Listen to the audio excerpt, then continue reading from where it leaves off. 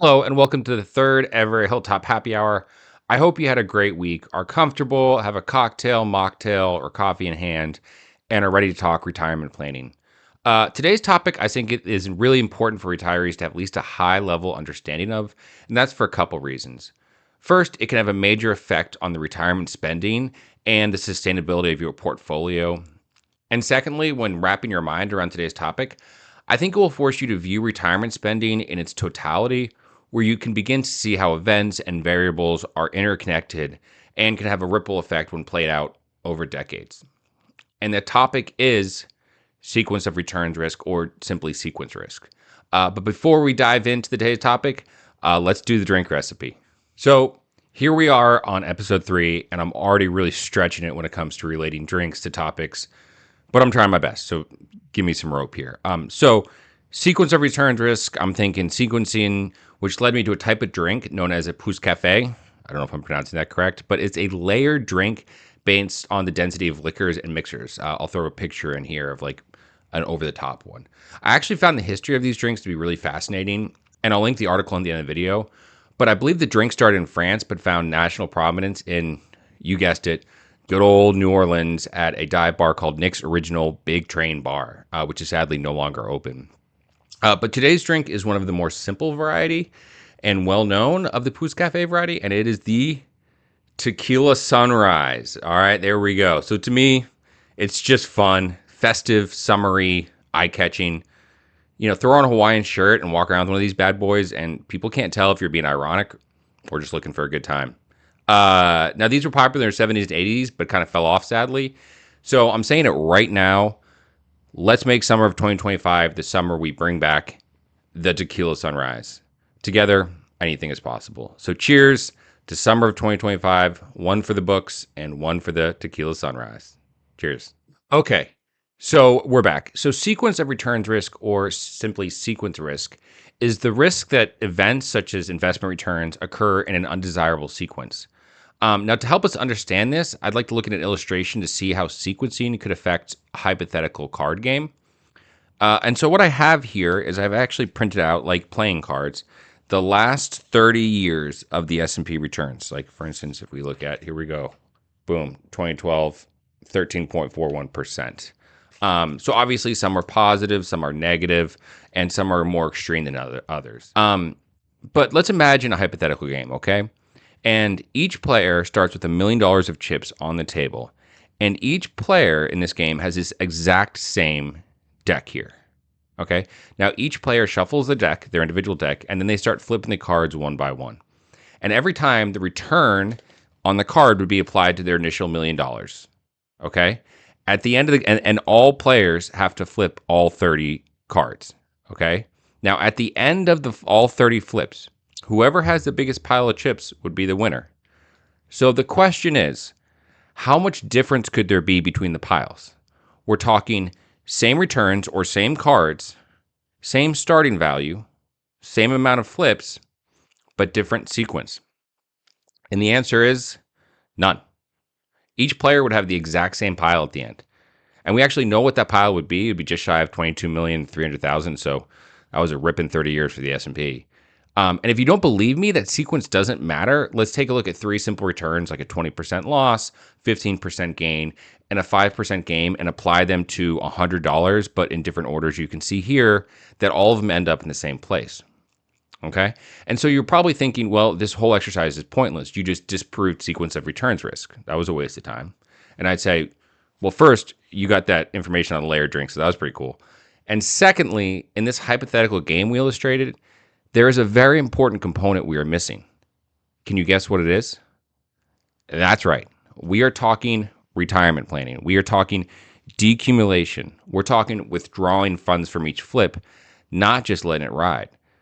So now let's return to the game, but this time after each flip, each player pulls off $50,000 in chips to live off for that year, and then adjust that amount for inflation every year. So now with this new rule, would each player end up in the same place? Nope, not at all. And the results could actually be pretty dramatic. Now, this should make sense because if you started the game with a series of bad flips, then you are pulling out funds at depressed prices, and there are less chips left in the pile for those positive returns coming later on. And that, ladies and gentlemen, basically is the essence of sequence of returns risk. If you enter a prolonged bear market near the start of retirement and are forced to sell assets at a loss, the sustainability of your portfolio could be impacted. Now, that's just a hypothetical game. But practically speaking, let's look at a graph which illustrates this as it pertains to retirement. Okay, so in this example, both investors start with $1 million, taking an initial $50,000 withdrawal, and then increasing that withdrawal each year 2% for inflation. Investor one, the unlucky one, starts the first 2 years of his retirement with a 15% decline each year, but then enjoys a 6% return for the next 16. On the other hand, investor two has the same 2 year 15% decline, but not until 10 years into her retirement. Now, she also enjoys the same 6% returns for all other years. So, in this situation, each investor has the same average returns over an 18-year period, but because of the sequence of those returns, the portfolio values vary wildly, as you can see here. I also want to take a minute and look at some other graphs that show some historical context to this. So this is written by an article by Michael Kitces for his blog Nerd's Eye View, and I'll link the article at the end of the video because I think it's a fantastic article. Now, to me, there's just so much to process in this graph. So let's start by reviewing what we're even looking at here.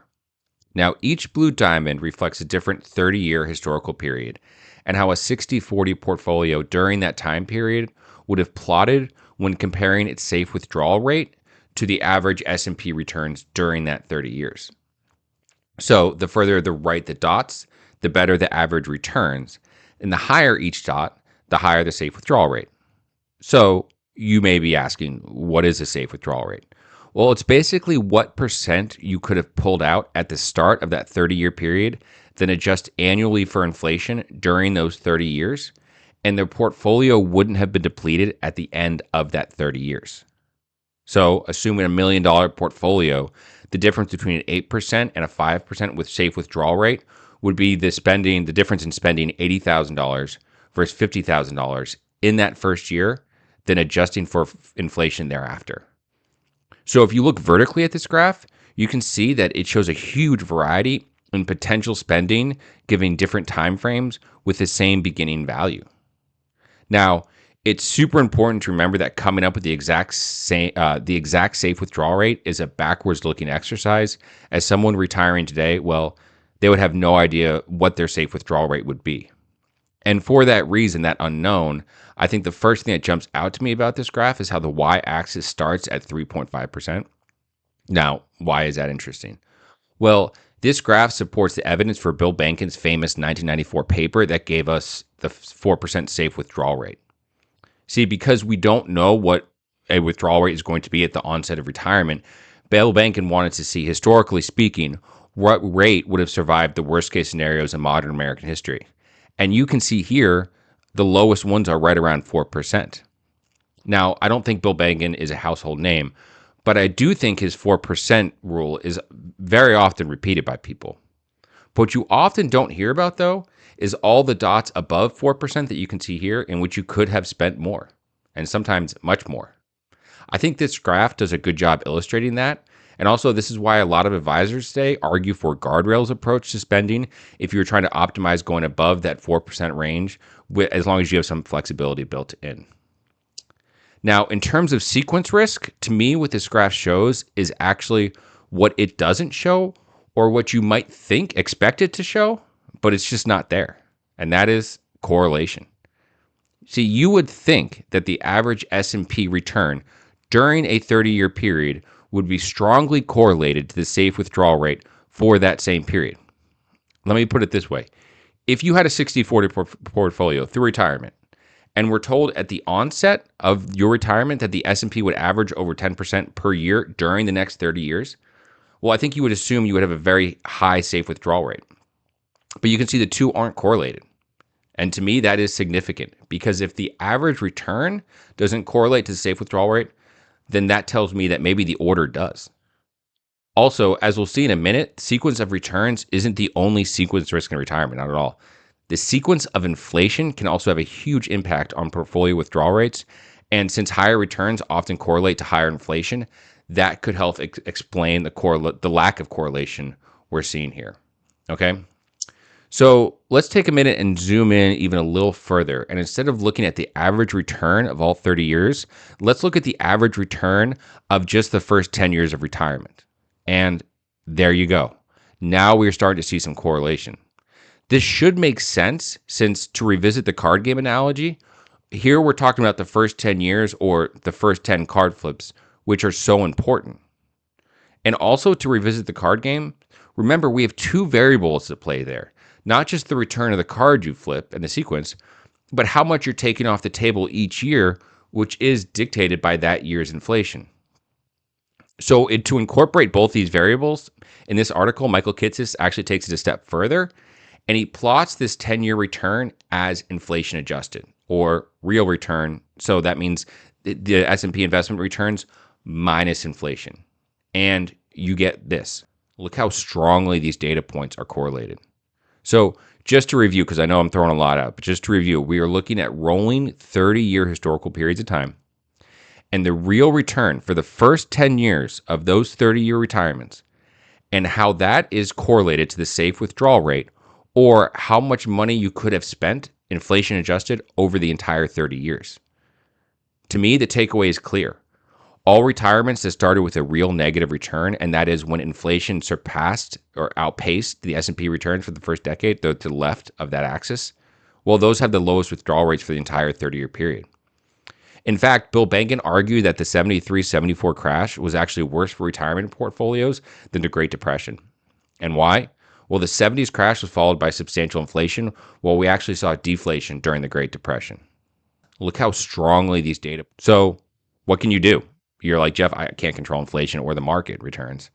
Well, this might come across as unhelpful or disingenuous, but I honestly think just being aware of sequence risk is a good starting point. Because as we can see, sequence risk is not a card flip, even though it was in the game. In real life, it takes place over several years. So keeping it top of mind, I believe, does have value. However, I would not be overly obsessed about it, at least not right away. So if you come home from your retirement party and wake up the next morning and see the markets are down 3%, well, don't think your retirement is busted. Why? Well, you haven't even sold anything yet. And that leads us to a common strategy to help mitigate sequence risk. Because remember, the goal is to not sell assets at depressed prices. So in order to do this, many have a cash buffer or a bucket of less volatile assets which you can draw from during down years and then replenish during up years. This way, you are not pulling money out of equities at losses, and you can wait out the bear markets, or hopefully you can. However, and I know this is kind of weird, but just kind of stay with me for a second. However, even just simply rebalancing or taking strategic withdrawals can honestly do the same thing, and maybe in a simpler fashion. And so let's look at an example here. So let's say you just have a 60-40 portfolio, so 60 in equities, and you hit a downturn to which your portfolio is now, let's say, closer to 50-50 split. Well, when it comes to rebalancing or withdrawing funds, what are you going to sell?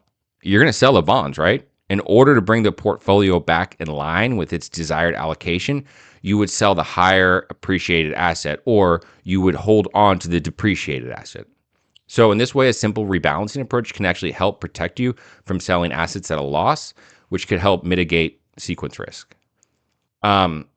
I also think it's important, and I want to put a disclosure on this, but I think it's important that for many, your plan and withdrawal strategy might already have downturns embedded into its assumptions. Now, this is unique for each plan, so I don't want to give any false confidence to anyone. But if after the downturn, if you were still getting a high Monte Carlo, well, that's one of the purposes of the Monte Carlo to stress test against sequence risk. Or if you're already following Bill Benken's safe withdrawal rate, so the 4% withdrawal rate, well, that's the purpose of the safe withdrawal rate, to prepare for, historically speaking, the worst case scenarios. And I want to emphasize historically because it's not guaranteed we won't see a 30-year time horizon that will break the 4% rule in the future.